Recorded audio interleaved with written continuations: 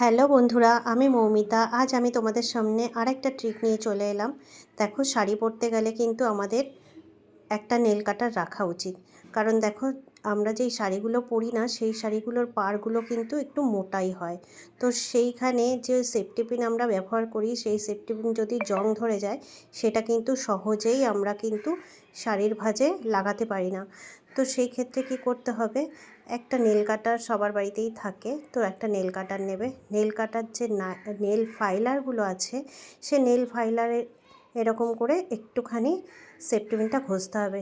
সেক্ষেত্রে যদি জং পড়া থাকে বা আগাটা পোতা থাকে, সেটা কি হবে, সব ফাইলারের সাহায্যে জংটা উঠে গিয়ে ধারও হয়ে যাবে। তারপরে এবারে তুমি যেভাবে পিন করবে সেইভাবে এবারে সেফটি পিনটাকে ঢুকিয়ে তুমি পিন সহজেই করতে পারবে, তখন আর একটু অসুবিধা হবে না। দেখো, আমার পদ্ধতিটা অ্যাপ্লাই করে লাইক, কমেন্ট, শেয়ার করতে কিন্তু একদম ভুলো না।